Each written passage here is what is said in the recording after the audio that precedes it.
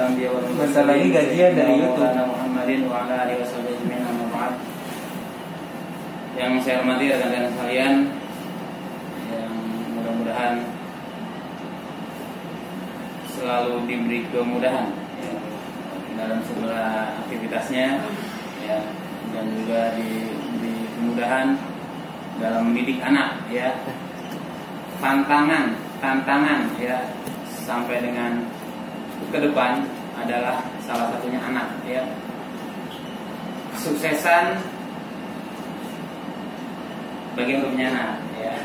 Kesuksesan dalam berkarir di perusahaan, di usaha ya, sering diraih ya, tapi kesuksesan mendidik anak ya, khususnya ilmu agama ya, jangan sampai nanti ya kita meninggal, anak kita bukan megang Quran ya buat dibacakan pahalanya dikirim ke kita, tapi malah megang handphone, main ML, main apalagi yang lagi viral sekarang ya, dimainin sama anak-anak. Alhamdulillah. Walaupun sekarang ya anak kita kadang kala kita kasih handphone ya buat menghilangkan kejenuhan di sela-sela dia rutinitas belajar.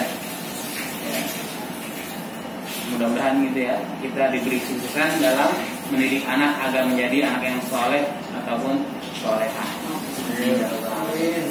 Ya, kita baca surah Al-Fatihah buat perusahaan kita, kemudian juga para korban ya di Lebanon, Beirut, mereka yang terkena musibah, yang meninggal Allah ampuni segala dosanya, Allah beri segala amal ibadahnya, Allah permudah segala urusan akhiratnya, Allah jadikan tempat di kuburnya taman dari taman surga Allah Subhanahu wa taala, yang ditinggalkan mendapat kesabaran ya, diberikan kesabaran oleh Allah Subhanahu wa taala, dan kita juga pasti ya ada hikmahnya buat kita ya, karena mati itu adalah mau'idoh ya, nasihat buat kita.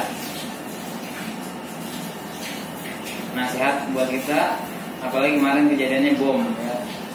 Harta seberapa banyak pun kalau kemarin kena bom ya, mobil semewah apapun hancur ya, kalau kena bom kemarin ya. Badan kita ya sekuat apapun kalau deket sama bom kemarin ya, walaupun nggak tahu itu bom atau bukan ya, yang penting yang jelas meledak ya. Secantik apapun ya, jadi rusak, hancur ya. Ya Allah. Jadi kecantikan gak abadi ya, kegantengan gak abadi ya. Makanya ya, kalau mau cari jodoh ya pilih saya. Pilih saya. Yang abadi cuma cinta saya. Tangan gak abadi. Iya. Gak abadi kan? Jelek kan? Abadi mutlak ya. Mutlak ya. Gitu ya. Kamu itu nih, ya betul nih.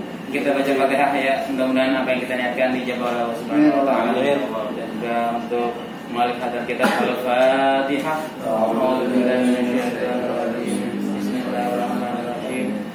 Alhamdulillahirabbil alamin. Arrahmanirrahim. Maliki yaumiddin. Iyyaka na'budu wa iyyaka nasta'in. Ihdinas siratal mustaqim. Siratal ladzina an'amta 'alaihim ghairil maghdubi 'alaihim. Baik, rekan-rekan sekalian, saya akan buka kitab ya, yaitu kitab Ta'limul Muta'allim, Thariqat Ta'allum. Ya. Ini tentang adab dan sunnah ya. Bagaimana sikap kita terhadap ilmu adab ya, dan sunnah-sunnah Rasul sepenting apa ya kita, khususnya nanti kita sampaikan lagi ilmu ini kepada anak-anak yang sedang belajar ya, anak kita, ponakan kita ya, ya makanya ya anak kita ya, dan ponakan dan kita semuanya ya, ya Kasih giginya. ya kan masing-masing punya anak ya.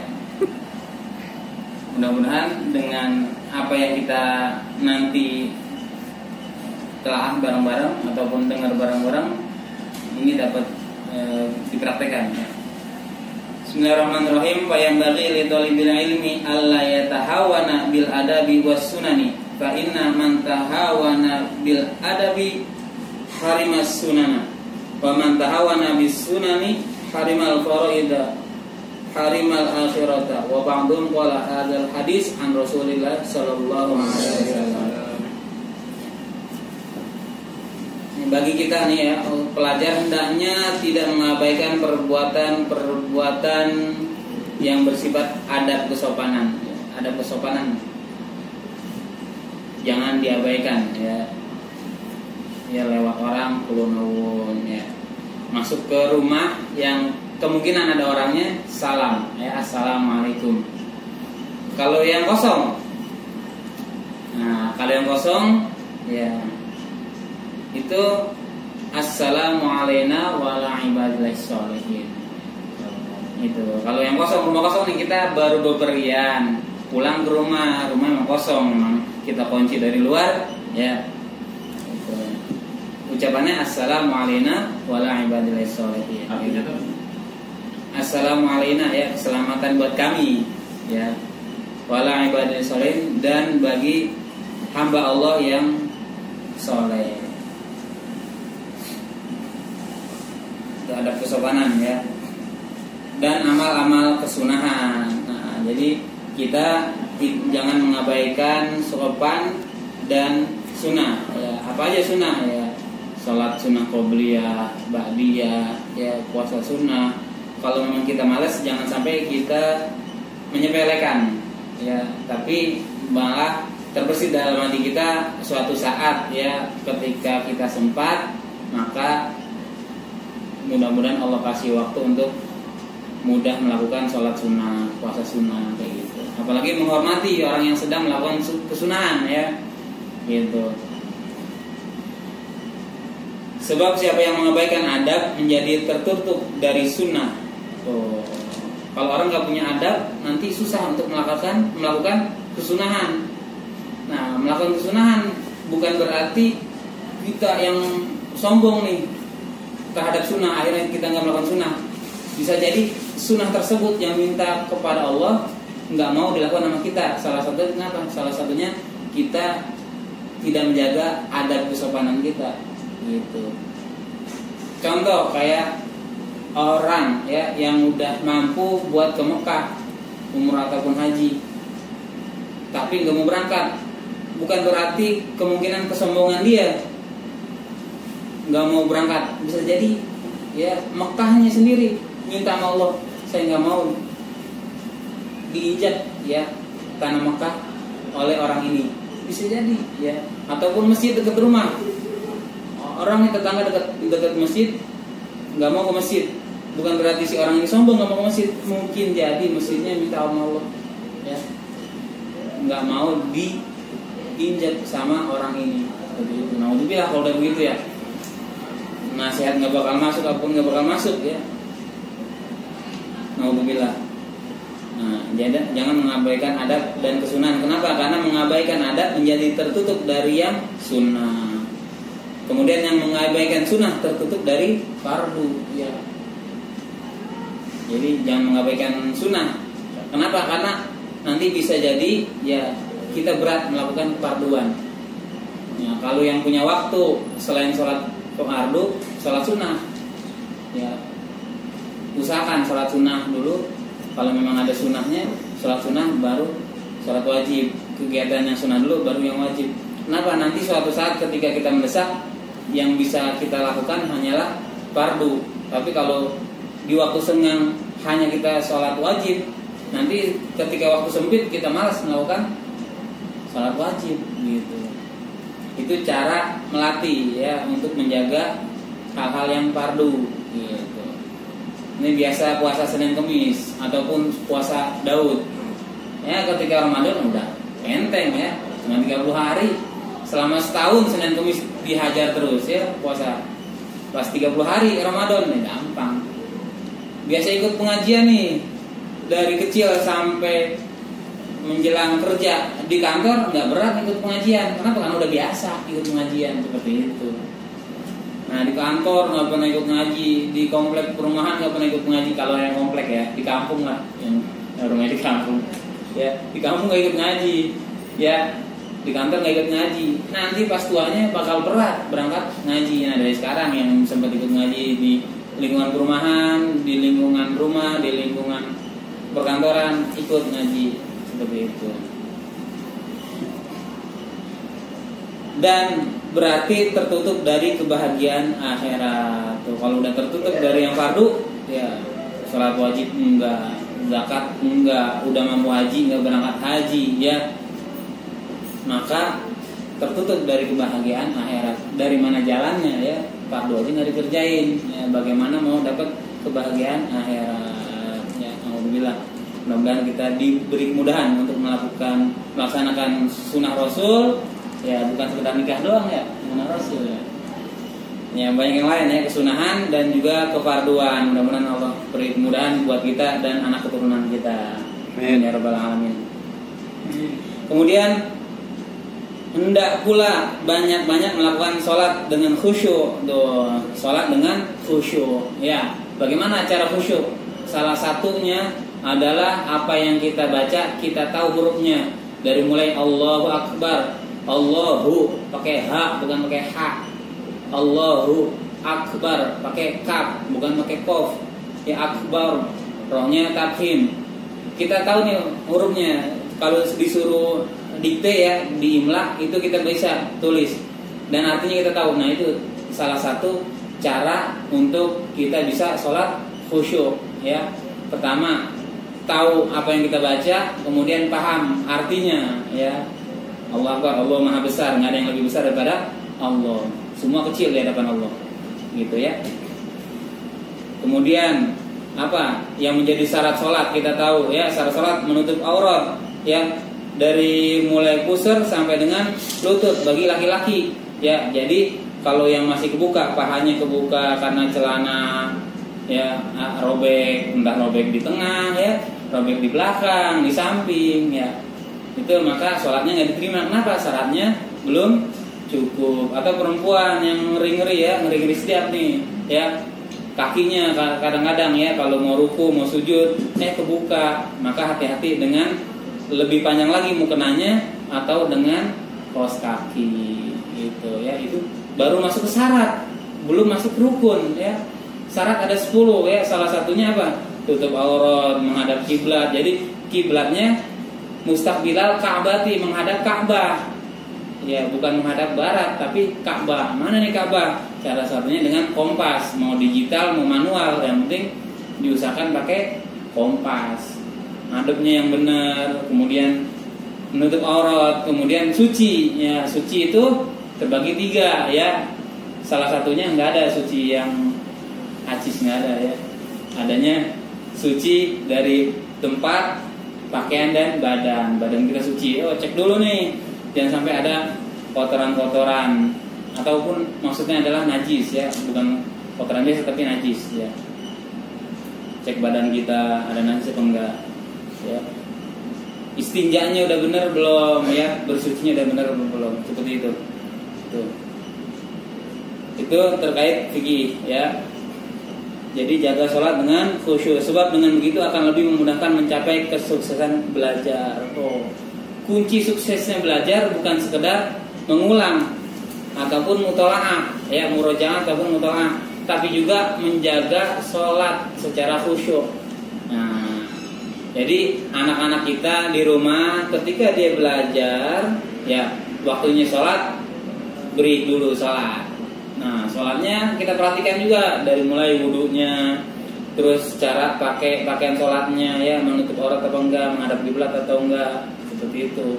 Khusyuk ya, salah satu caranya tadi adalah tahu arti, tahu bacaan dan tahu arti. Jadi khusyuk tuh, nggak ketawa-tawa sholatnya cekak-cekik. Oh, gara-gara isi ini nih, bukan, belum tentu ya. Mungkin kita juga belum paham apa yang kita kerjakan saat itu. Itu salah-salah. Oh, ini aki-aki nih. Enggak juga ya. Kemungkinan seperti itu ya. Karena salat rata-rata doa ya, ketika kita nggak khusyuk doanya, maka sia-sia ya. bersusu ya gitu. Karena salah satu kesuksesan belajar adalah kita khusyuk gitu. Seperti itu. Fokus nah gitu ya. Nah, kemudian di sini ada syair ya, syair gubahan Syekhul Jalil Al-Hajjaj Najmuddin Umar bin Muhammad An-Nasafi, dibawakan untukku. Jadilah engkau mengamal perintah penjaga larangan. Tuh, mengamal perintah menjaga larangan. Jangan sampai larangan kita kerjain. Jagalah selalu ibadah sholat terus-terusan ya, sholat zuhur asar sampai dengan subuh ya, dijaga ya 5 waktu. Kemudian pelajari ilmu syariat sesungguh hati ya. Kita belajar ilmu agama sesungguh hati, jangan formalitas doang kita belajar ya. Karena apa? Di surah Ar-Rum, coba buka Ar-Rum ayat 7. Ar-Rum ayat 7 coba. Ayat yang bawa handphone. Ar-Rum ayat 7. Arum. Ar-Rum ayat 7. Ayat mana yang bawa Quran? Ya, Ar-Rum ayat 7. Ya. Nah, ya, ada yang mau baca? Jadi Ya, Ar-Rum ayat 7. Ayo. Ya. Ya, mangga yang ngomong. Ya. Bismillahirrahmanirrahim. Ya'lamuna zahiran minal hayatid dunya wa hum 'anil akhirati hum ghafilun. Ayo, Pak Deden, artinya Pak Deden. nah ini belum muncul nih. Artinya. Oh iya.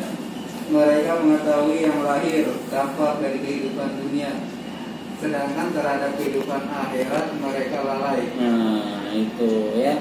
Jadi belajar syariat kita harus sungguh-sungguh. Dalilnya mana? Salah satunya ini Ar-Rum ayat 7. Ya'lamuna zahiran minal hayatid dunya wa hum 'anil akhirati hum ghafilun. Ini ayat untuk orang kafir ya. Kenapa orang kafir? Karena orang kafir paham dia bisnis, paham ya, jual beli paham dia ya, pokoknya nyari masalah dunia dia paham dah ya, sampai mereka kaya raya, mereka paham bagaimana bisnis yang sukses. Tapi ketika masalah akhirat mereka nol. Nah, ini pahamnya pertama untuk orang kafir, tapi umumnya adalah untuk kita semua nih orang Islam juga ya. Jangan sampai apa yang dikata Rasul dalam hadis sahih, innallaha ta'ala yubghidu aliman bidunya jahilan bil akhirah. Ya, Allah Ta'ala membenci ya orang yang pinter masalah dunia tapi bodoh masalah akhirat. Ya, masalah akhirat banyak ya, bukan sekedar sholat, ya sekedar puasa, zakat, tapi cara memilih pemimpin, cara membagikan warisan, cara menentukan pergantian bulan, seperti itu. Banyak ya masalah akhirat seperti itu. Cara memimpin bawahan, ya, cara memahami atasan, ya, cara adil terhadap istri, ya. Saya nggak mau bilang istri 1, 2, 3, 4, enggak ya. Istri 1 aja kita adil sama istri, sama anak 1, anak 2. Seperti itu. Itu ya. Jadi nih yang malas kan pengajian gini, ini lucu gak nih? Repot nih. Iya. Yang ini nanti lucunya doang nih. Iya. Gombalannya mana nih? Aduh, repot nih. Tunggu gombalan nih, sepi nih dari gombalan nih. Ya. Ulangi ya. Pelajarilah ilmu syariah sesungguh hati. Mohonlah inayah ya, pertolongan Allah ya, dengan amal soleh dan akhlak yang Allah ridhoi ya. Ya, mohon inayah ya, pertolongan Allah ya.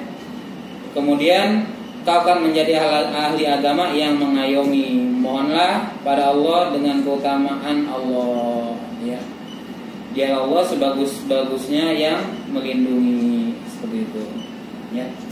Jadi itu sebagian ya daripada cara ya agar kita sukses ya dalam belajar gitu.